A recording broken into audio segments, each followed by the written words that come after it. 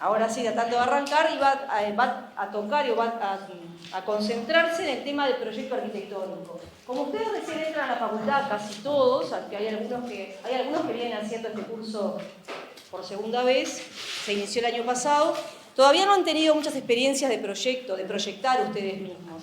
O sea que es una clase que les va a presentar una cantidad de problemas e interrogantes que seguramente ustedes no se han planteado todavía. Eso les va a pasar con varias de las clases que vamos a dar, o yo diría con todas las clases que vamos a dar en esta primera parte del curso. Y bueno, hay que ir manejando la información nueva que ustedes van a ir recibiendo y también ir acompañando de la lectura. Para esta clase tenemos una bibliografía básica, que son 2 textos del libro de Quaroni. Son los primeros capítulos del libro que ustedes tienen todo escaneado en plataforma EVA. Es un texto entonces que tenemos básico, el primero, el de Quaroni, y después también acompañamos con otra lectura de referencia, que es el texto de La Puerta. La segunda lectura no es obligatoria, pero es importante para entender los conceptos que manejamos en esta clase. Y después hay un tercer texto que yo ni siquiera lo pusimos, pero que como está online lo pueden descargar. También es interesante, un texto de Bernardo Insenga, que se llama No tienen planos. Lo pueden encontrar fácilmente, ahora si lo buscan con el teléfono directamente. Por ahí entonces tenemos la bibliografía que vamos a manejar en esta clase. La clase sigue bastante, la bibliografía, y las preguntas que dejamos en la clase, que ustedes pueden retomar en el jueves, en el práctico, también van a estar bastante representadas en esa lectura. O sea que si leyeron y van acompañando la clase de esas lecturas y después en el práctico también las vuelven a retomar, más o menos el tema yo creo que lo van a tener bastante dominado, por lo menos bajo control. A mí me gusta bastante preparar las clases con preguntas, ¿no? Ir haciéndonos preguntas y tratar de irlas respondiendo durante la clase, y también es la dinámica que van a seguir ustedes en los jueves, ¿no? O sea que está bueno esto de, en vez de tener muchas afirmaciones, ir haciéndose preguntas y tratar de responderlas, ¿no? Entonces vamos a empezar a plantearnos esto, ¿no? ¿En qué cosa es el proyecto arquitectónico? ¿O cuántas cosas podrían ser? ¿No? O por ahí, cuando se habla de proyecto arquitectónico, ¿de qué se está hablando? Y distintas acepciones, distintas definiciones. Por un lado, estamos hablando de un producto, de algo, una cosa. O sea, puede ser en un lenguaje más vulgar, ¿no? Un primer esquema, un plan de cualquier trabajo que vayamos a emprender. O sea, ahí no estamos todavía hablando de un proyecto arquitectónico, sino de un proyecto cualquiera, proyectar algo. O sea, que puede ser algo, puede ser una cosa. También puede ser una práctica, ¿no? O sea, la práctica del proyecto, o sea, una praxis, que tiene que ver con, o su definición podría ser el lanzar hacia adelante, tirar hacia adelante. O sea, algo que todavía no existe, ¿no? Que nos espera más allá. O sea, trazar algo, proponer, ¿no? Cuando uno dice, bueno, voy a proyectar, no sé, mi vida futura, lo que sea, es algo que está después, que todavía no existe. En ese sentido, ambas definiciones tienen ese carácter de prefiguración, o sea, de algo que todavía no está, no existe, pero que va a existir, o por lo menos yo imagino que va a existir. También puede ser un instrumento, puede ser definido como un instrumento. ¿Y un instrumento de qué o para qué, no? Para producir arquitectura, también un instrumento de conocimiento, o sea, el proyecto de ahí sí ya hablando de arquitectura, un proyecto para generar arquitectura o para conocer. Y para algunos también es una forma de pensar, o sea, el proyecto arquitectónico, ustedes lo van a ver en esta facultad, para algunos es una manera de pensar, algo que distingue a los arquitectos, que integra entonces saberes, disciplinas, y uno podría ponerse a dudar sobre la especificidad de esto. Pero bueno, lo pongo ahí porque son temas en discusión y que existen hoy en nuestra facultad y también en todos los libros que ustedes vayan a leer respecto al proyecto de arquitectura. Por lo tanto, podría ser algo que define el pensamiento arquitectónico. Podría, digo, ¿no? Lo digo como condicional, no es que yo lo esté afirmando. Un tipo de pensamiento particular que distingue a los arquitectos. Por ahí entonces nos podemos seguir metiendo en estas interrogantes o problemas que están vinculadas al proyecto de arquitectura y empezar a pensar entonces cómo se produce, ¿no? Si el proyecto arquitectónico va a definir o va a generar un edificio, un espacio arquitectónico o un espacio urbano, y cuáles son entonces los mecanismos por los cuales se llega a crear o a definir ese edificio, espacio arquitectónico o espacio urbano. O sea, la creación, ¿no? ¿Cuáles son los mecanismos por los cuales crear algo? Porque en esta palabra, creación, ¿no? En la creación, el acto creativo, es donde está más vinculado, o donde reside el problema proyectual, en el acto creativo. Y acá les quería adelantar una cosa que vamos a retomar después en esta palabra, en las particularidades de la palabra, en qué cosa es la creación. ¿Qué es esto? Cuando uno dice, bueno, se crea algo. Porque por lo menos tiene dos acepciones importantes para nosotros. Una tiene que ver con la creación, casi diríamos, bueno, de la nada. De hecho, la creación como invención tiene esa acepción, ¿no? De creación de la nada. Algo que no existe antes. Por lo tanto, se inventa prácticamente, es algo nuevo. Y también a mí me gusta bastante como irnos a los momentos ahí medios originales de estas palabras, porque el que crea de la nada es Dios o los dioses, ¿no? Crea sin precedentes. No hay algo que esté antes de la creación del mundo, para el pensamiento religioso. Cuando Dios crea los animales, estas son imágenes que podemos encontrar en la pintura del Génesis, no hay nada que preceda al acto de creación de los animales. No hay nada que preceda a la creación del hombre. Digo, estos son los relatos míticos, ¿no? Que tienen que ver con estas conceptualizaciones del acto creativo. Pero también esa creación puede tener otra acepción, que es la del ordenamiento. La separación, ¿no? de la noche de la luz, de las tinieblas y de la luz. O sea que la creación también puede ser entendida como un acto de ordenación. No de creación de la nada, sino de ordenar. Y por acá me parece que podemos empezar a definir cosas, ¿no? Empezar a pensar cosas. Para ir un poco al texto de Quaroni, Quaroni define, capaz que ya lo leyeron ustedes, define el proyecto de arquitectura como un conjunto de operaciones que van desde las primeras decisiones que toma un arquitecto o alguien que está creando un edificio, hasta el disfrute final. O sea que es una definición del proyecto de arquitectura muy amplia. No siempre van a encontrar esas definiciones así. El texto que nosotros les pusimos lo define de esa manera. O sea que es una cantidad de operaciones que se dan desde el inicio hasta el final. Y uno entonces se podría preguntar cuándo se va a producir esos inicios y cuándo se produce el final. Pero además se entiende entonces que el proyecto de arquitectura es un proceso proyectual largo, bastante largo, muy largo, que es difícil a veces definir cuándo se inicia y cuándo se termina. Y serían entonces nuestras otras preguntas. ¿Cuándo se empieza un proyecto? ¿En qué momento alguien empieza a definir un edificio? ¿O una estructura espacial? ¿O un espacio arquitectónico? ¿Cuándo se produce eso? Y también cuándo se termina, ¿no? Y ahí pongo algunos ejemplos que me parecen sumamente interesantes. Digo, que los van a ver ustedes en otros momentos de la carrera, ¿cuándo Le Corbusier empezó a pensar estos edificios, estas unidades de vivienda en la Weissenhof de Stuttgart? ¿En qué momento lo pensó? ¿Fue en este momento, en el año 27, cuando se lo encargan? ¿O en realidad tiene una tipología, o sea, una estructura tipológica que define mucho tiempo antes? Bueno, ahí está, ¿no? Un poco como es la unidad, por ejemplo, la unidad Citroën, que bueno, tiene un espacio de doble altura, la veremos seguramente en otros momentos del curso, o en otros cursos, en Historia 2 se vuelve a ver detenidamente a Le Corbusier.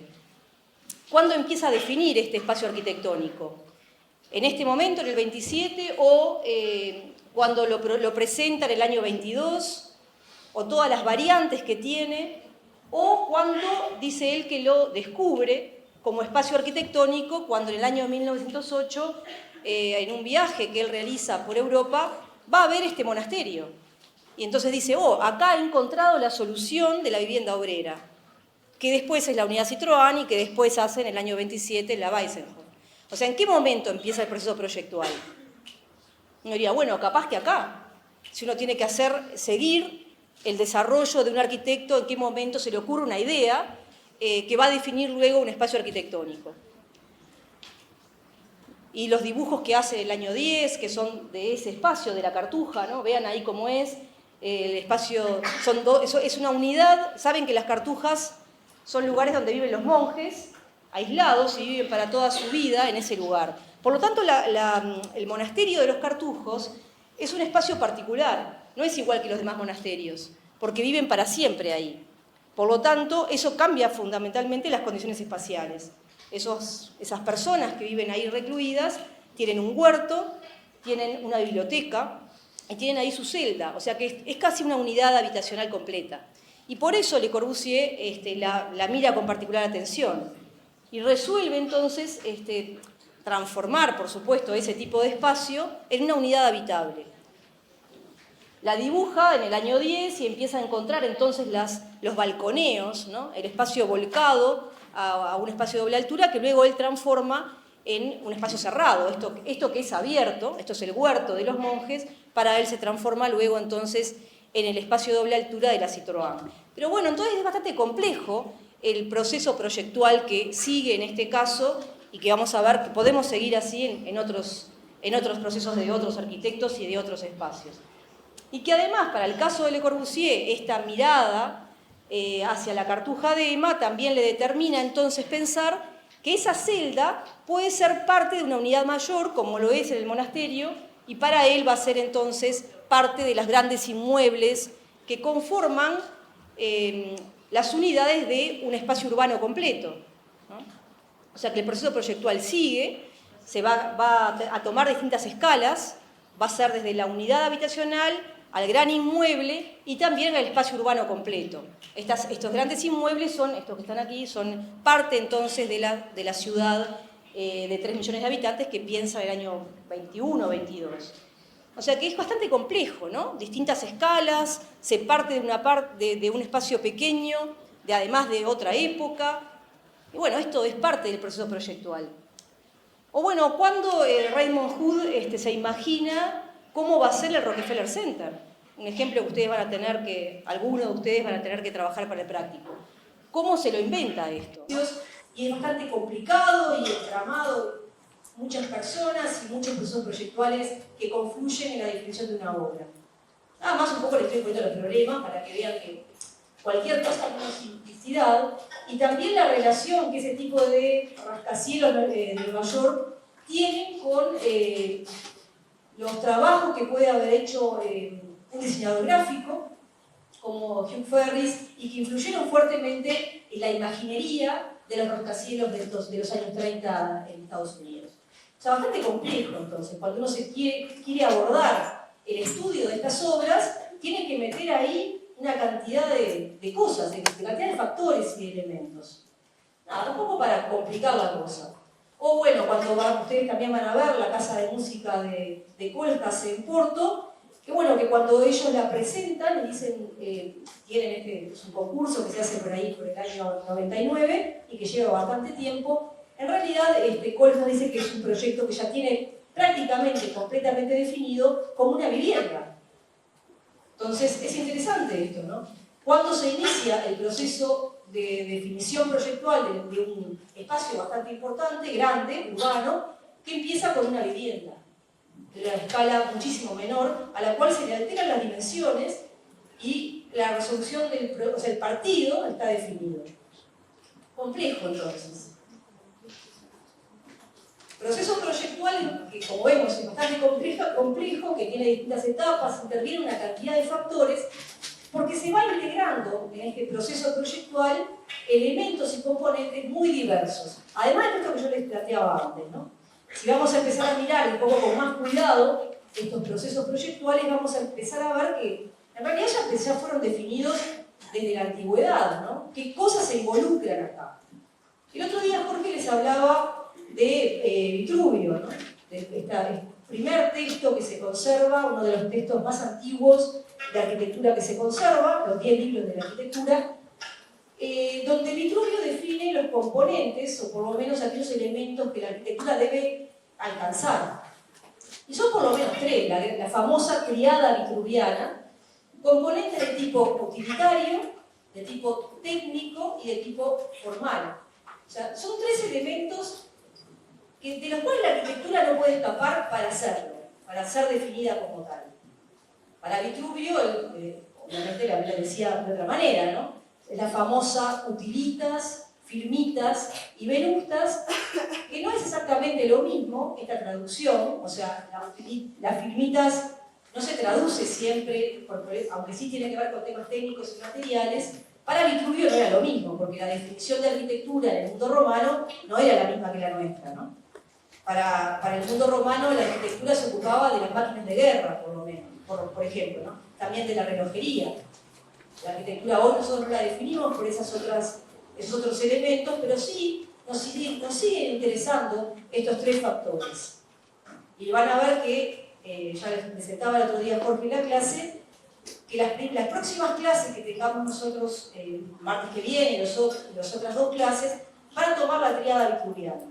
Van a tomar los elementos formales, la utilidad, la economía, los recursos por lo menos, y todo lo que tiene que ver con factores tecnológicos.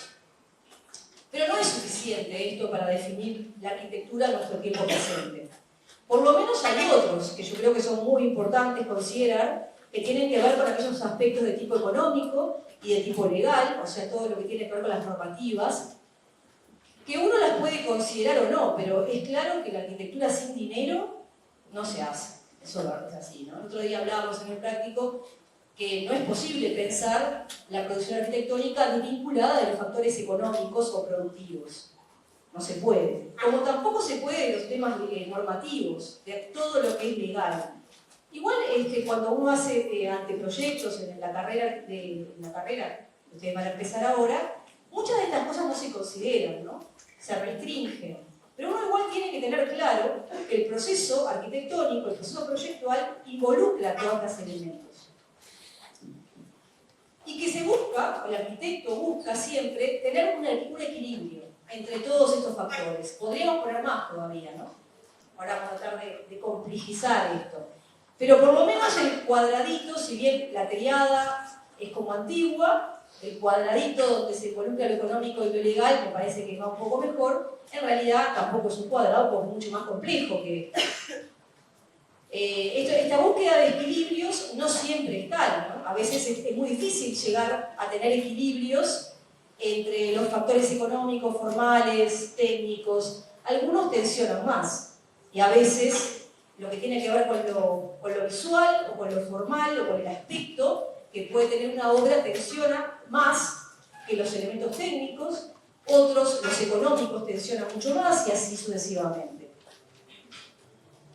De todas maneras, se trata de buscar un equilibrio entre esas tensiones. A mí me gusta hacer estos cuadritos porque vieron que son como bastante visuales.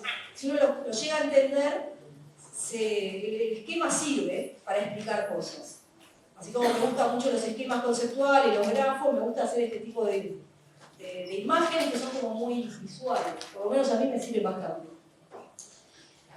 Y luego todo lo que puede estar entre medio. De los factores técnicos, económicos, funcionales, ¿verdad? Hay problemas que tienen que ver con los acondicionamientos, o sea, con lo climático, con lo lumínico, con los sistemas productivos, con todos los valores comunicativos. Todo eso está ahí, ¿no? Está todo arriba de la mesa cuando uno se larga a desarrollar un proceso de proyecto. Y está ahí de manera compleja, por lo tanto las tensiones se parecen más a esto, ¿no? En realidad, el esquemita es más bien esto, tironeado por muchísimos lados, y ustedes van a ver que cada vez que tocan algunos de estos elementos es como que se les desarma todo. O no, o se arma todo. Ese es un poco el ejercicio proyectual, al que le agregamos además las diferentes escalas. O sea, el arquitecto siempre está pensando desde la escala urbana al detalle constructivo, siempre. Pasando como si pasara siempre de un nivel al otro. Cada vez que piensa en el espacio urbano, piensa en el espacio interior y también piensa en cómo está construido. Es muy complejo. lo que les quiero transmitir es que cuando uno se pone a pensar en qué cosa es esto y todo lo que está involucrado, es realmente un proceso de muchísima complejidad. Distintas escalas, entonces, desde el detalle, al espacio interior, al espacio urbano, al territorio, a la propia ciudad y a la escala territorial también, que son todos campos en los cuales puede actuar el arquitecto. O sea, un proceso proyectual que es muy complejo y no es para nada lineal. O sea, no se empieza desde un lugar y se termina en otro. No pasa eso. Si bien podemos definir, y Quaroni también define etapas en ese proceso proyectual, no son lineales. Entonces podemos decir que se puede empezar por una y seguir por otra, pero que alguna de ellas puede ir variando. Entonces, también a nivel un poco del esquema, por lo menos podemos hablar de 4 grandes etapas, pero, insisto, no consecutivas, ni lineales. Que las van a encontrar también en el texto de Quaroni, y podemos hablar entonces de una de las etapas, que en general es la primera, análisis y programación, una etapa que Quaroni define como diseño, o sea, el design, que van a ver ustedes cómo esta etapa es la que toma el nombre de proyecto, más corrientemente, aunque nosotros, insisto con esto, proyecto le decimos a todo esto, también a la ejecución, a la construcción y a la gestión, o sea, lo que tiene que ver con el uso. Para Quaroni, proyecto arquitectónico es todo esto, o sea, es un proceso y tiene todas estas etapas. Vamos a tratar de ver un poquito en qué consiste. La primera etapa del análisis y de la programación, o sea que son dos, podemos hablar de dividirlas en dos. El programa es un esquema de actividades que está cualificado. O sea, no es solamente decir, bueno, hay una lista de actividades que deben cumplirse en un determinado espacio arquitectónico. Por ejemplo, cualificar sería comer mirando el jardín. No es comer nada más. Es comer con una cualidad. O comer con luz. O dormir con luz también podría ser. No sé, cualquier otra actividad que ustedes se imaginen que la puedan afectar por una cualidad. El programa arquitectónico a veces lo hace el arquitecto y otras veces en general se nos da el programa. Muy corriente esto. Pero a veces hay que definirlo, el programa. Condiciones que tienen que ver con el sitio también están en esa etapa, ¿no? Una etapa analítica en la cual yo estudio qué pasa con el sitio, con el lugar, qué afectaciones tiene. ¿Cuál es el gasto? Esto en general, en la etapa de su carrera arquitectónica, acá dentro de la facultad, en general el gasto va a ser algo no demasiado considerable, ¿no? El tema económico. Sin embargo, es uno de los factores que más afectan el proyecto arquitectónico en la vida profesional. Van a tener un presupuesto. Y si se salen de ese presupuesto, a veces el proyecto no se va a realizar. Pero bueno, cosas importantes ahí que tienen que ver con los materiales, con el tipo de procedimiento constructivo que se puede llevar adelante, qué mano de obra, todo eso es anterior. Saber todo eso es anterior, aunque no siempre se arranca por ahí. Luego tenemos una etapa de diseño, de design, en la cual tenemos el momento creativo, la ideación, anteproyecto, proyecto ejecutivo, toda una serie de etapas que están dentro de esa. La ejecución, o sea que es una etapa en la cual estamos hablando directamente de la construcción, la ejecución, cómo se materializa una determinada obra, y su puesta en uso, la gestión que muchas veces también hacen los arquitectos, ¿no? O sea, y el proceso proyectual puede estar siempre ahí, ¿no? Porque muchas veces cuando se construye, se afecta el proyecto, se modifica en obra, se vuelve para atrás, el proceso cambia, ¿no? Y también a veces el uso lo cambia. Lo cambia y en algunos casos el arquitecto puede estar también involucrado en esa etapa. Van a ver ustedes que esto no es compartido con muchos otros colegas. Digo, ¿no? Cuando hablamos del proyecto a veces se está solamente definiendo o se está hablando solamente de la etapa del diseño. Y la acentuación de esa etapa está, de alguna manera, hecha por tierra a las otras. O sea, hay que estar atento a estas cosas porque es así. ¿no? El diseñar a veces tiene que ver con dar por tierra la construcción, por ejemplo, o no considerar los elementos constructivos. O sea que no es menor, está cargado de ideología, quiero decir, todo está cargado de ideología, o de posicionamiento. Es decir, una cosa a veces porque no se piensa en ello, pero muchas veces es una posición. Y vuelve, el esquemita nos vuelve a servir, ¿no? Porque en esta cantidad de etapas también hay tensiones y hay idas y vueltas, por eso hablamos de procesos que no son lineales. Y alguna de las etapas puede tener más importancia también para los arquitectos. Por ejemplo, la del design. Creo que es una etapa en la cual hay más incidencia del arquitecto. Pero ahora vamos a ver también por qué tiene más incidencia. Por lo menos creo yo que tiene más incidencia. También me interesa entrar por algunos otros problemitas acá. En este proceso proyectual, ¿estamos hablando de un proceso individual o colectivo? O sea, piensen en esto. ¿Quién es el que hace el proyecto arquitectónico? ¿O quiénes son? Porque sobre esto hay ríos de tinta, ¿no? O sea, ha sido un proceso de personajes a lo largo de la historia o de colectivos. Es un proceso, ustedes van a ver estos casos en la segunda parte del curso, ¿no? Van a tener que trabajar sobre estas obras, entonces uno se pone a mirarlas así y dice, bueno, pero ¿quién hizo cada uno de estos edificios? ¿Fue Palladio solo? Es lo que pasa también con los pintores, ¿no? Ustedes no sospechan que un mismo pintor no pudo haber, no sé, pienso, a ver, me tiro esta, 100 obras enormes en 10, 15 años, ¿pudo haberlo hecho un mismo pintor? ¿Nunca pensaron eso? Es raro. Porque en general no era un único pintor, en general eran grupos, ¿no? Había un principal, pero en general eran colectivos. Pasa lo mismo con la arquitectura. ¿Quién es el autor de cada una de estas obras? ¿Es entonces algo múltiple o es algo unitario ese proceso? ¿Es una única persona que pasa por todas las etapas o es un grupo, es un colectivo? Porque esto es importante porque afecta fuertemente el rol del arquitecto. O sea, ¿qué hace el arquitecto en cada una de estas etapas? Y además tiene que ver también pensar estas cosas en definir algo que capaz que no hemos pensado nunca, ¿no? Pero ¿cómo entendemos al arquitecto? Como un inventor, y ahí volvemos un poco al principio de la clase, como un genio, y las comillas caminan bien porque la idea de genio es renacentista, ¿no? Un genio creador, inventa de la nada Leonardo da Vinci. O como un organizador, que es una idea, yo diría casi contrapuesta, un ordenador de cosas que ya existen.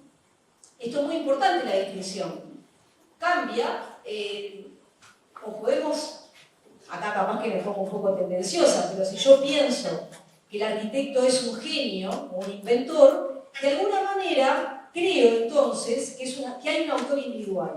Si ustedes se ponen a ver la historia de la arquitectura, van a ver que es una historia de individualidades. Bloch, Le Corbusier, Diez Van der Rohe, yo qué sé, el mundo anterior, Palladio, yo qué sé. Es una historia de personajes individuales, está construido así. También como la historia del arte, ¿no? Hay una relación importante ahí. O sea que son artistas individuales, creadores individuales,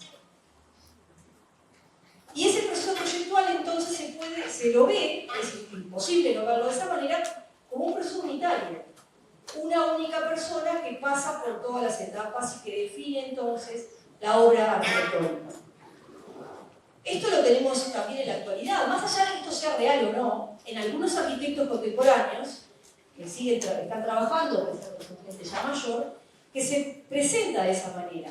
Yo no digo que lo sea, pero que se presenta como un artista, un creador individual, sin equipo, o sea, sin equipo de proyectistas.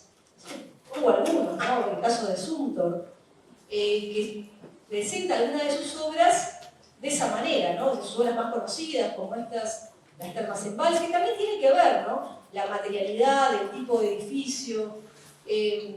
Vamos, ustedes, esto no lo vamos a ver en clase, pero es obvio que van a conocer este arquitecto a lo largo de la carrera. donde la importancia que tiene el tipo de dibujo o el tipo de croquis que hace, el trabajo con, no sé, este tipo de representaciones, o la maqueta también, ¿no? La cercanía que tiene el arquitecto con la materialidad, de alguna manera está diciendo que hay un artista único, un creador individual, y me gusta poner esta imagen porque es muy buena, ¿no? Este asunto con sus maquetas, con un acto muy similar al primero que les mostraba de Dios creando, ¿no? El arquitecto con la mano sobre la maqueta. Esta idea es muy importante, es un creador que crea, que da vida de alguna manera a sus obras, y a veces están así que es inseparable la creación del creador, como pasa, por ejemplo, con la casa que Frank Gehry se construye para sí mismo, y donde la casa de alguna manera crece con él, ¿no? Va desarrollándose como si fuera un organismo vivo con el propio Frank Gehry, que está ahí fotografiado cuando inicia el proceso, y que bueno, que se fotografía muchos años después con la casa que sigue creciendo, ¿no? La relación entre el arquitecto y la obra a veces es absolutamente inseparable, y eso está promocionado de esa manera. Yo no digo que sea así. En el caso de Gehry sí que es bastante así en esta obra. Algún caso local, la producción de Samuel Flores en Punta del Este está totalmente dentro de este concepto. Es un creador individual que no trabaja con equipo y donde la presencia de las maquetas de arcilla tienen esa condición de obra salida de la mano del autor. Es muy importante, lo vean ahí las maquetas con más detenimiento, ¿no? Maquetas de arcilla, donde de alguna manera va creando, va dando cuerpo a esa espacialidad sin que medie ni siquiera el dibujo, todavía. Es bien interesante esto, ¿no? Y produjo 200 obras más o menos de esta manera, ¿no? Ahí, con esas pequeñas maquetitas, son muy chiquitas, esto tiene un diámetro más o menos de 20 centímetros. En algunos casos la maqueta, esta es una maqueta para un proyecto que él hace en las grutas, en Portezuelo, capaz que han ido por ahí, ahora lo que ven es un espacio vacío, pero las grutas fue un boliche de lo más agitado de los años 60, en el 68, y que lo define entonces con también estas maquetas de arcilla cavernosas, porque en ese caso sí, era una gruta. Es realmente una cueva, y esto era la discoteca, ¿no? Estaba ahí, que hoy ustedes no van a ver nada de esto porque fue desaparecido, fue totalmente destruido. Una cosa bien atractiva que... Bueno, esta condición entonces de relación directa entre el arquitecto, el material y su obra, que tiene con esa condición como de espacio escultórico, ¿no? De un material plástico, aunque en realidad no lo es. Esto obviamente es hormigón y es piedra y es ladrillo, pero lo que configura es un espacio escultórico, ¿no? Ahí nomás les pongo otras obras para que lo vean. El año que viene vamos a hacer una exposición sobre este arquitecto y nada más estoy tirando ahí un poco de carne. Y donde el dibujo es algo que se hace después también, ¿no? El dibujo es posterior a la definición del espacio arquitectónico, por lo menos a nivel de lo creativo, del proceso creativo. Creo que hay otra condición que tiene que ver con esto del autor individual. Es el trabajo con el detalle. La atención, y ahí yo creo que más que una condición de autoría vinculada al mundo del arte, está vinculado al mundo de la artesanía, ¿no? Del arquitecto como alguien artesano, ¿no? Que está muy cerca de la construcción y entonces define todos los espacios y todas las terminaciones de una manera bastante obsesiva, como puede ser, bueno, era nuestro amigo Pedro Livni, pero sí, con un nivel de obsesión importante, ¿no? Del detalle, del cuidado con las aberturas, de la uña, de pensar todas las terminaciones de la obra. O sea, una condición de autoría, ¿no? El arquitecto acá le está imprimiendo a la obra valor personal, valor de autor. Por ahí entonces, autor individual, acá hay que empezar a matizar lo que vengo diciendo con los ejemplos, pero sí que esta idea de que hay un arquitecto que está muy involucrado con su obra, tiene que ver entonces con una condición muy vinculada al mundo del arte, o con una deuda, digamos, con el mundo del arte y la idea de autoría. Por otro lado, si nosotros pensamos o se piensa que el arquitecto es un organizador o un ordenador de elementos,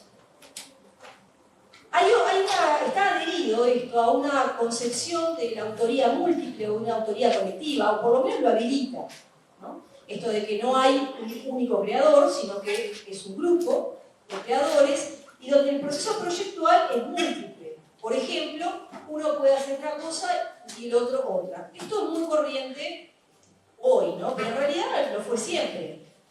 Yo lo que quiero decir es que esta idea de que el arquitecto, de que el proceso proyectual es múltiple, depende más bien de un punto de vista. La producción contemporánea va por acá, ¿no? O sea, hay grandes equipos de grandes estudios donde el proceso entonces de las distintas etapas se cumplen como si fuera un montaje, ¿no? Las etapas se van dando una sobre la otra y bueno, se trabaja 24 horas sobre 24, ¿no? Todos los días de la semana, porque los estudios trabajan en distintas partes del mundo, ¿no? Si se trabaja acá y en otro país, y bueno, se trabaja de manera permanente. Entonces, esto es bien importante, además con los sistemas de CAD con los cuales se puede trabajar, achicado, alguno de estos, ¿no? No se para nunca de producir. Esto es bien interesante en los estudios más grandes, o sea, ahí les pongo el caso de Foster, pero está lleno de ejemplos, de grandes estudios o los problemas derivados de esto, ¿no? De quién es el autor de la obra. Cuando, por ejemplo, firma Kohlhaas la obra y en realidad es otro, y los juicios que se ha comido por esto, ¿no? Bueno, el proceso de producción o de proyecto está muy diverso y está diferenciado de distintos autores. Los estudios más recientes, como el caso de Big, también son una cantidad de arquitectos y además tienen oficinas muy grandes en distintas partes del mundo. Y esto es en la manera de producir, es obviamente lo que más se adapta al sistema de producción actual. En Uruguay también esto existe, ¿no? Como el ejemplo de Gómez Platero, porque se hace unos estudios más grandes y que además es uno de los primeros que empezó a trabajar así en Uruguay. Ya desde los años 70 trabaja de esta manera, ¿no? Por una gran cantidad de arquitectos proyectistas que es difícil diferenciar la mano. Es siempre Gómez Platero, aunque adentro de Gómez Platero eran distintos diseñadores. Actualmente tiene un gran estudio y bueno, esto es mucho más claro de que esto se produce así. Pero cuando se empieza a realizar de esa manera no es tan claro, ¿no? Es difícil entonces distinguir las autorías. ¿Por qué importa tanto esto de estas cosas que venimos manejando, ¿no? Esto de cuál es el rol del arquitecto, qué es lo que pasa con esto, que afecta fuertemente a las etapas, ¿no? Obviamente las va a afectar de manera radical, ¿no? Si yo pienso o si estoy hablando de un proceso proyectual múltiple o individual. Es claro esto, ¿no? Si pienso que es individual, puedo creer que hay una única persona que hace todo. Si creo que no, entonces tengo que empezar a ver quién se ocupa de qué parte y quién hizo, por ejemplo, la estructura, quién pensó qué cosa. Pero ¿dónde afecta más estas ideas? Es el proceso de diseño, justamente. Es ahí donde mayormente está el problema. Porque a las demás, obviamente, yo creo que como son mucho más racionales o más técnicas, hay menor incidencia.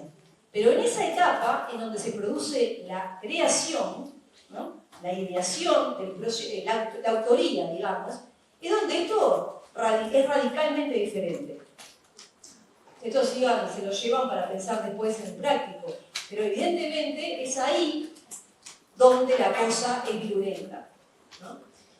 Porque en esa etapa, entonces, que además tiene dentro de ella subetapas, procesos de ideación, o sea, la chispa creativa, con los primeros momentos de la creación de un determinado edificio, como leo o espacio urbano, hay otras luego, ¿no? Las etapas de anteproyecto, o sea, distintas versiones, anteproyecto, el proyecto definitivo y luego el proyecto ejecutivo, que también es parte de esta etapa.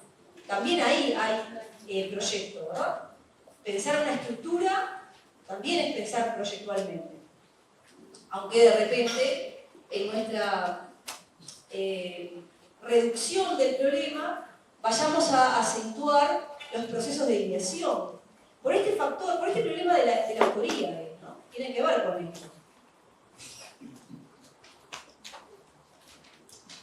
Y acá les agrego, estoy llenando el problema, ¿vieron?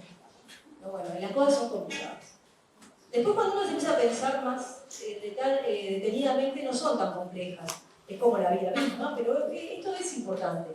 Porque en esos procesos de ideación, o sea, en ese acto creativo, hay dos tipos de fenómenos, por lo menos, que podemos distinguir, ¿no?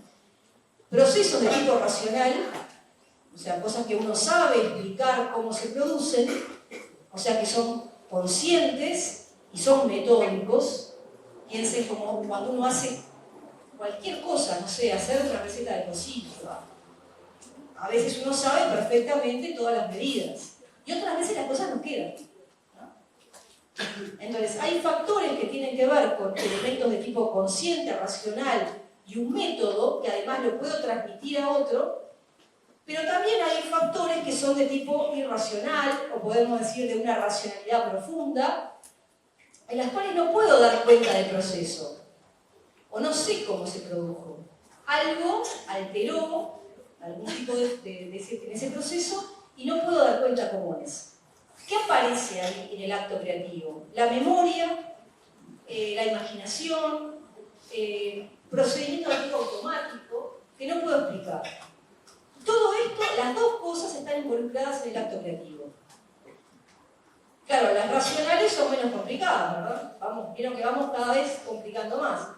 ¿Dónde están los problemas, o dónde está el meollo del asunto? Es en lo que tiene que ver con lo irracional, con lo que no puedo explicar.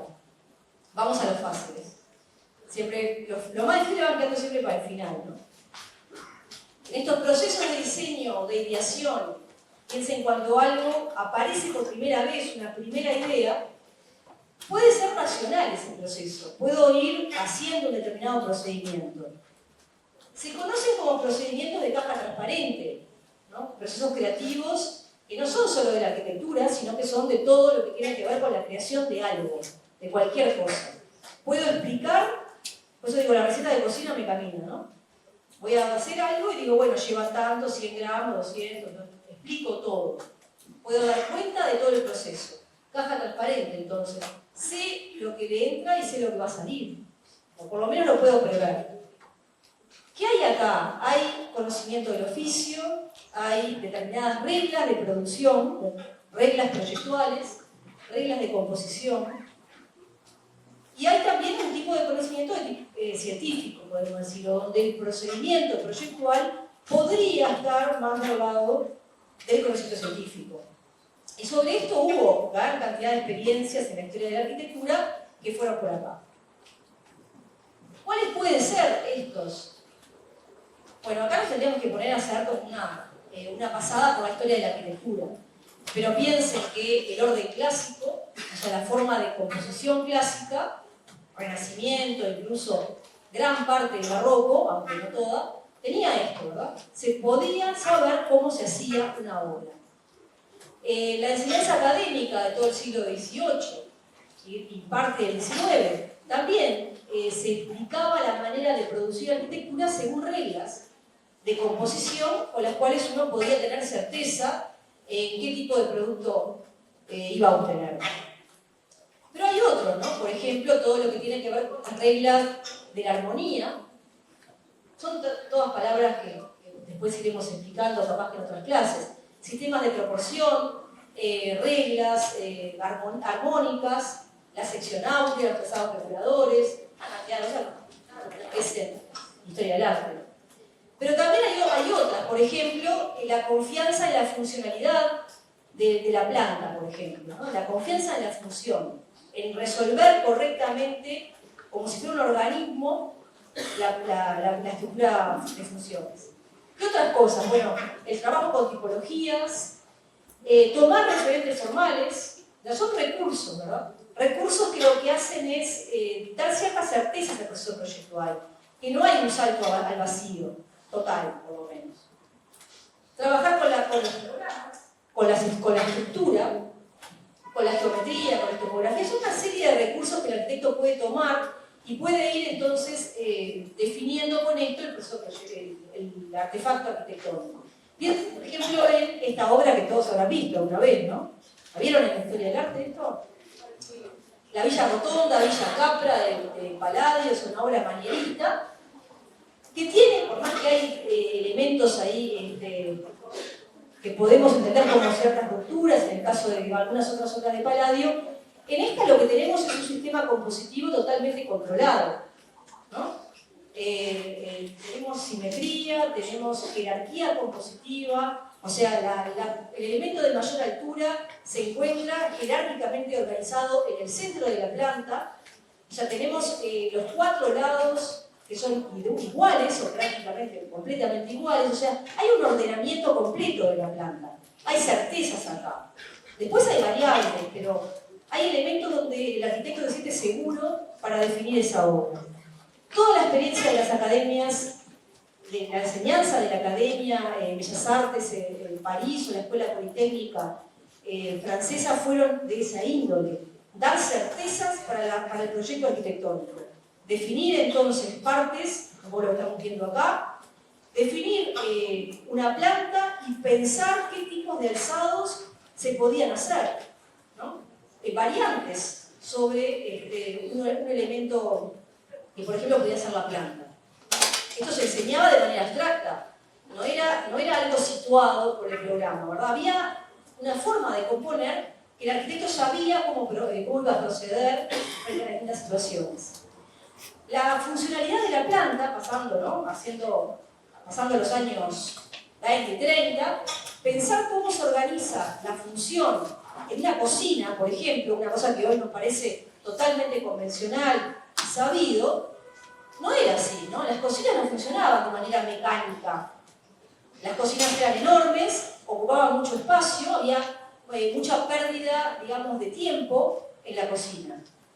Pensarla como un organismo, casi como un pedazo de una fábrica, fue una especie de hallazgo de la modernidad, ¿no? Es lo que estamos viendo ahí, la planta de una cocina que tiene medidas, todas las distancias para las cuales uno se puede mover haciendo el mínimo gasto energético. ¿Qué más cosas? Bueno, las referencias tipológicas. Esto fue el furor de los años 80, 70 y 80, ¿no? Definir una planta nueva con tipologías conocidas, o sea, tipos arquitectónicos conocidos. Una basílica, una estoa, un anfiteatro, para hacer un nuevo artefacto arquitectónico. Pero también en eso hay cierta certeza, ¿verdad? Yo ya sé cómo son las tipologías. Por lo tanto, no hay un salto al vacío de la nada, así total. Hay cosas que puedo saber. O tomar referentes, aunque sea para destruirlo, ¿verdad? Como es el caso de la Villa de Lava de Coljas, que toma, entre otros referentes, una obra de Le Corbusier. O sea, y lo que hace es trastocar, ¿no? Trabajar con ella. Pero también hay un antecedente que da ciertas certezas a este proceso. O la geometría. Geometrías que pueden pertenecer al mundo de las matemáticas o de las formas geométricas, como es esta obra de Van Berkel, la cinta de Moebius. Conocen la cinta de Moebius, ¿no? Una estructura que fascinó a los arquitectos por las posibilidades espaciales que generaba. Estamos viendo ahí, ¿no? Una vivienda, entonces, que está, creo que es bien interesante porque es para un matrimonio que nunca más se va a encontrar. Por eso es la gracia de la Moebius, ¿no? Uno sale por un lado, o sea, nunca se encuentra. Y es un poco la lógica que está detrás entonces de esta obra. O la estructura como elemento fundamental. Definir la estructura y que la forma de la estructura defina la forma final del edificio. Esto fue también una experimentación muy sostenida durante el siglo XX. Y continúa, ¿no? El pensar entonces en el detalle constructivo, en el proceso de producción de la obra a nivel de la construcción. Otro colega, va a ser seguramente profesor de alguno de ustedes, también pensar entonces en la lógica de la estructura para definir la forma arquitectónica. Estos son todos certezas. Por acá hay cosas que el arquitecto puede recurrir y ha recurrido para evitarse que el terror de la página en blanco, de la hoja en blanco, o de la pantalla en blanco, ¿no? De no saber para dónde ir cuando tengo que definir una nueva obra. Pero luego también entonces en este procedimiento, en estos procesos de ideación, hay otros factores que tienen que ver con procedimientos de tipo irracional. O sea, no sé qué pasa en ese periodo en el cual tengo un encargo y no sé qué voy a hacer. Y ahí aparecen entonces cosas que no podemos dar cuenta, o es difícil dar cuenta. Y es acá donde el tema creativo tiene mayor interés, ¿no? Porque acá tiene que haber un actor individual, ¿no? Acá no puede haber grupos. O por lo menos hay uno que tuvo la primera idea, no es una idea colectiva. Racionalidad profunda, donde aparece entonces la memoria involuntaria, procedimientos de tipo automático. Inspiración, la famosa palabra, la inspiración, o sea, no estoy inspirado, me voy a dormir entonces, ¿no? Hasta que me venga la inspiración. Y en un momento las cosas parecen haber tenido la chispa de la divinidad, que es un poco el nombre que le da de la puerta en el otro libro que yo le decía, ¿no? El croquis, el subtítulo es La chispa divina. La aparición entonces de un momento iluminado en el cual uno crea y que no puede explicar cómo es. Por eso, procedimiento de caja negra. No puedo explicar cómo las cosas se produjeron. Se me ocurrió. ¿Cómo se me ocurrió? No sé, de repente, esto lo habrán visto, estoy durmiendo, ¿no? Y se me ocurrió una idea. Estoy haciendo otra cosa y se me ocurrió una idea. O se me ocurrió una imagen, me vino una imagen. ¿De dónde viene esto, no? O por lo menos ha sido, también en la historia de la producción arquitectónica, ha sido muy buscado por los arquitectos. ¿Cómo hacer para desregular? O sea, para crear algo nuevo sin tener entonces el imperativo, digamos, categórico de lo que ya existe. ¿Cómo hago para crear algo que no está, que nunca existió? Y sobre esto hay determinadas, muchas experiencias de mecanismos de desregulación. Por ejemplo, la lluvia de imágenes o tirar ideas que pueden ser locas, que pueden no llegar a poder materializarse. Hay todo un antecedente sobre esto que podríamos rastrear mucho más atrás, ¿no? Por ejemplo, la producción de los poetas, los artistas inspirados de la antigüedad, ¿no? Que hacían estos momentos de invocar a las musas, ¿no? Esto tiene que ver con la inspiración. El Renacimiento es el gran momento en el cual los arquitectos, como los artistas, pueden estar inspirados por las musas también. Pero para el siglo XX, quienes tomaron este factor, digamos, de la desregulación, son todos los artistas vinculados al arte surrealista, ¿no? A toda la exploración de lo inconsciente. Están viendo ahí unos fotogramas del perro andaluz, no sé si lo vieron, pero está bueno mirar, está online, la pueden ver. Es una cosa loca, uno no entiende nada de qué pasa ahí, ¿no? ¿Qué está pasando en eso? En ese corto, en esa película que dura muy poquito, en donde uno empieza a ver que hay una intención de negar el mundo consciente. De lo que ya vimos, por eso es el corte del ojo, ¿no? Porque también es un corte, no mirar para afuera, mirar hacia adentro, y entonces oscurecer de alguna manera el mundo racional para volcarse hacia el interior. Y esto que parece así como muy extraño, los arquitectos lo han usado bastante. Por ejemplo, los efectos de drogas alucinógenas. Esto no es un alegato para el consumo de drogas. No, lo cierto es que muchos arquitectos han trabajado con esto, con mecanismos de desregulación. El consumo de sustancias ha sido siempre uno de ellos. Pero luego es el sacarse todos los elementos de constricción, de restricción. Y empezar a buscar entonces en métodos de tipo automático para que salga aquello que ni siquiera estoy muy consciente que tengo, que poseo. Por ejemplo, recuerdos que hayan quedado ahí desde mi infancia. O una memoria colectiva, ni siquiera a veces son recuerdos personales. Esto, bueno, muy vinculado al mundo del inconsciente freudiano y todo esto. De hecho, los artistas surrealistas trabajaban muy vinculados a ese pensamiento. Breton, cuando hace su carta surrealista, presenta el método automático. Ustedes habrán jugado alguna vez al cadáver exquisito, esto, ¿no? ¿Jugaron alguna vez? Es esto, ¿no? Puede ser hecho con palabras o con imágenes.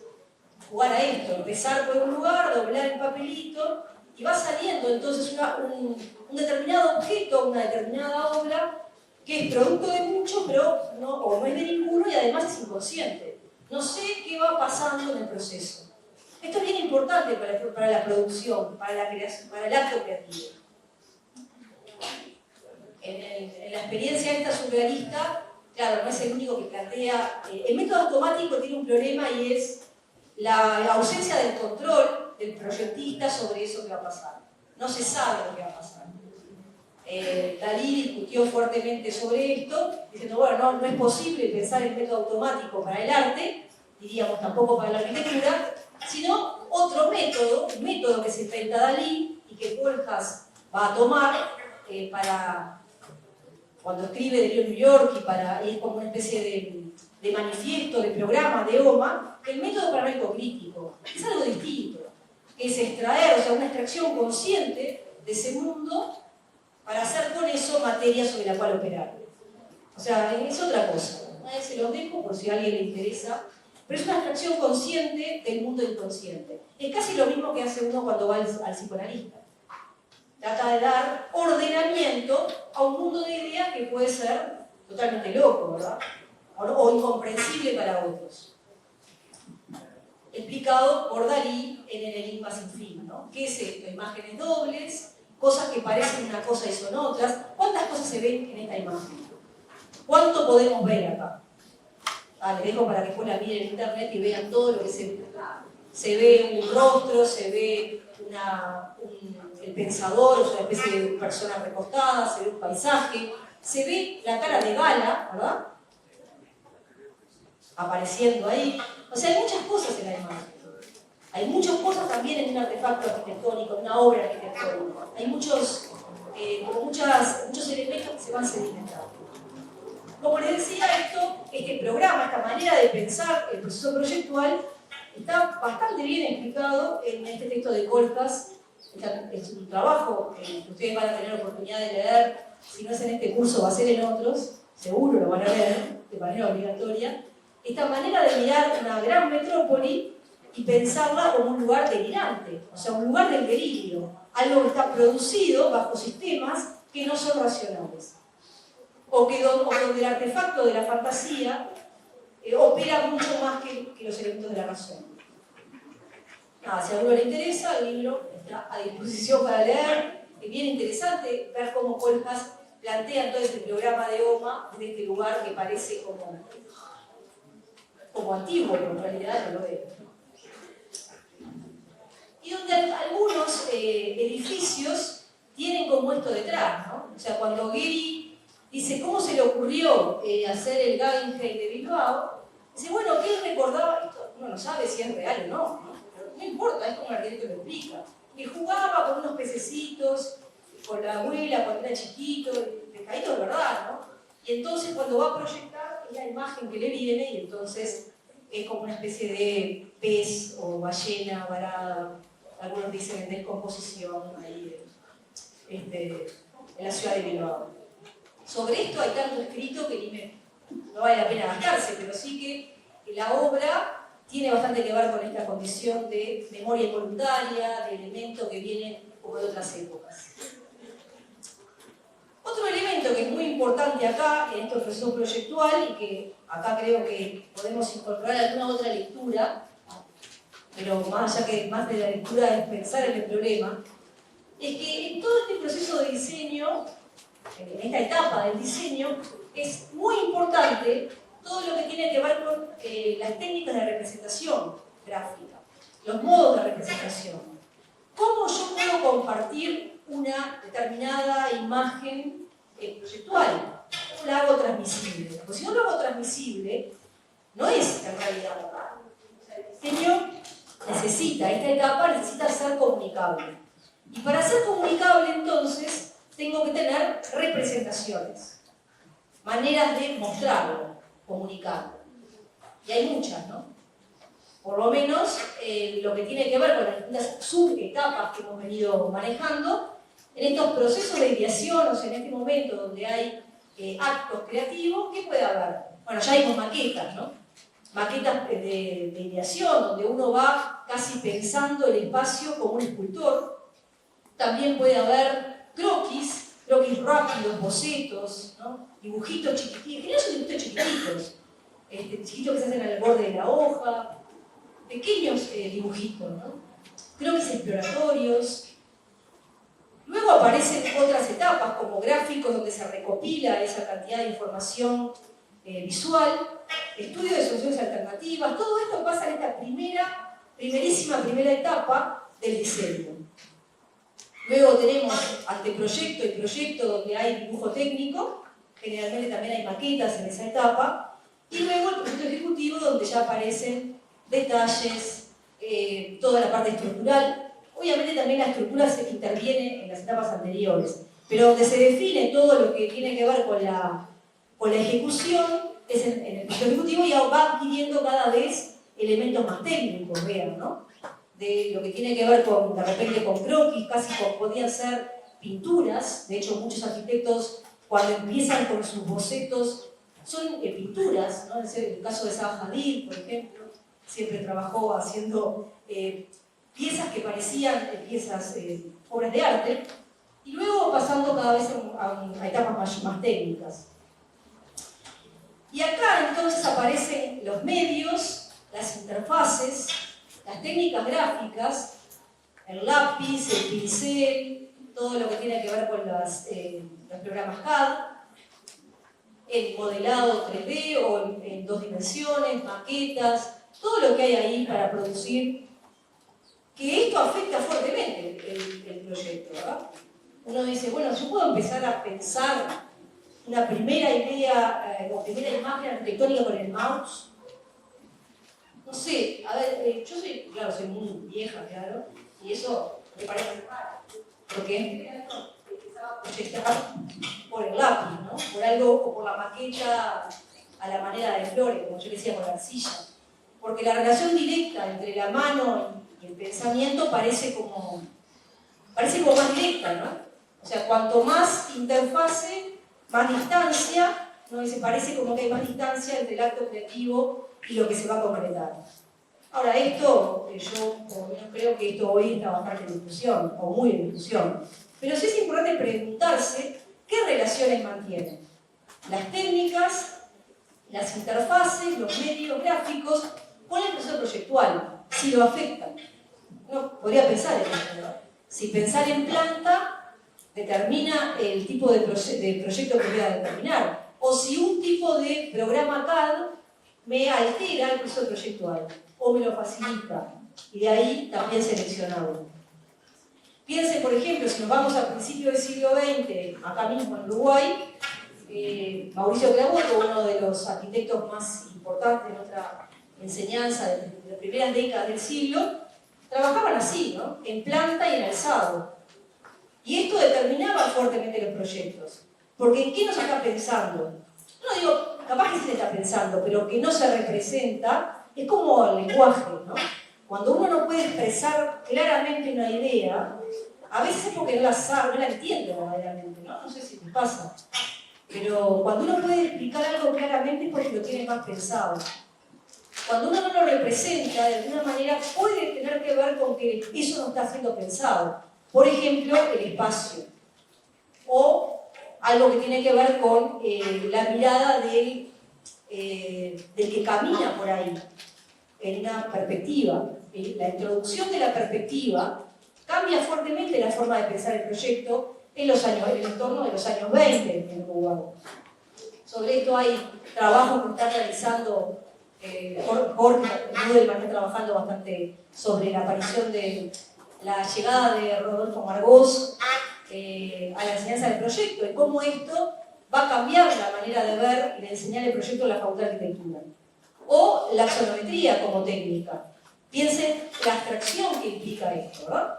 Yo acá, cuando pienso con una pieza como esta, hay una separación fuerte parte del espacio vivido ahí. Y esto no es menor, o sea, trabajar con axonometría también implica una determinada lógica sobre el proyecto arquitectónico. O trabajar con collage, estas propuestas de los años 60. Usar el collage como herramienta de proyecto también. O otras, ahora. O la maqueta que ya vimos, ¿no? Usar o no maqueta. Determina fuertemente cómo voy a pensar el proyecto. O todo lo que tiene que ver con las técnicas CAD o los 3D o el trabajar con modelado digital. Incluso con la impresión digital, cosa que hoy está muy fuertemente instalada incluso en Uruguay, ¿no? El definir entonces por este lado y a veces no tener ni siquiera plantas. Acá les comentaba yo este texto que me parece que es bien interesante de leer, un texto del año 2006 de Insenga, en el cual habla de la ausencia de planos en el proyecto arquitectónico actual, ¿no? La no definición del proyecto, o sea, de la eliminación de las plantas, pensarlo todo en modelado digital, cómo altera esto y también cómo hace pensar este problema en la arquitectura anterior, ¿no? Algún ejemplo, este problema, digamos, de la eliminación de la planta como una herramienta útil para pensar el proyecto y también para comprenderlo, aparece fuertemente vinculado a este proyecto, al guiding que les decía anteriormente, porque no es posible entenderlo, ¿no? Y tampoco pensarlo con plantas. Ahí les pongo algunas otras imágenes. Bueno, esto no es comprensible en plantas. Si uno mira las plantas, no va a entender este espacio. Ahora, está en esta obra y está en muchas otras, ¿no? De que no es posible captar el espacio arquitectónico por la planimetría y que uno necesita otro tipo de piezas, por ejemplo la maqueta. En el caso de Geisel, la maqueta era fundamental para definir esa obra, para proyectarla, ¿no? También para entenderla. O alguna otra, ¿no? de geometrías complejas como la casa de música que ya vimos anteriormente, que tampoco es, no se puede proyectar ni tampoco comprender en planta. A veces es dificilísimo, o sea, es realmente difícil entender, y lo van a ver a los que les toque este ejemplo, en el práctico, cómo la van a explicar ustedes con los alzados o con las plantas. Nada más acá les adelanto la dificultad que tienen de ver cómo las cosas se van insertando en un espacio tridimensional que así está pensado de esa manera y bueno, no es transmisible en planta. Igual traje las plantas para ver la dificultad. Esto es la planta del nivel de foyer del ingreso. Todavía esta es más o menos comprensible, pero luego la cosa se complica más y lo que uno puede entender es que hay acá un espacio central importante que organiza esa estructura en corte, o sea, el auditorio principal, que es lo que tenemos ahí, y todo lo que vemos a su alrededor es una enorme complejidad de espacios que están a medias alturas y que por lo tanto el corte tiene que ser casi como una tomografía, ¿no? ¿Vieron cómo es una tomografía del cerebro? Muchísimos cortes, porque cada uno de los espacios son diferentes y por lo tanto ni siquiera esta pieza me da cuenta de lo que pasa en el corte un poquito más adelante. Podemos ver entonces el espacio central, lo entendemos, acá hay un primer elemento central que es el fundamental de la obra, que se ve en lo que determina las aberturas principales del edificio, lo que vemos ahí, pero luego, sin el recorrido, o sea, sin hacer un recorrido, no lo vamos a entender. No es fácilmente comprensible. Un poco se lo pongo para que vean la dificultad. Entonces tenemos que empezar a movernos alrededor y sacar una cantidad de fotos y no lo vamos a entender igual, ¿no? ¿Cómo es? Se lo recorre todo así, esto es lo que de alguna manera va alrededor del espacio central y luego tenemos espacios que se van poniendo como en cuña. Ven ahí, no sé si ven el punteado verde, allá, ¿no? Se ve el punteadito verde. Se van poniendo como en cuña en los diferentes niveles que están alrededor del espacio central. Entonces, claro, para entenderlo, tengo que pasarme por los distintos... Hay uno, ahí está en el nivel... ¿Qué pasa? En el cuarto, esto también está en el mismo nivel, pero luego van apareciendo otros y las plantas empiezan a hacer una y otra cuando se empiezan a complicar, ¿ven? Nada. muy entretenido esto, pero difícil de pensar de esta manera, ¿no? Tiene que ser pensado en el espacio. Y por lo tanto la maqueta pasa a ser acá una pieza fundamental para la definición del tipo de organismos arquitectónicos. O sea que hay como una especie de vuelta como una etapa anterior. Saben que los egipcios tenían maquetas, pero no hacían planos, no tenían plantas. Alguna cosa también en la época gótica. Había poca planta. Había planta de zonas, de detalles, pero no se pensaba el organismo de manera planimétricamente. O sea que hay como una cosa acá a pensar que tiene que ver con esta forma de proyectar vinculado a lo espacial.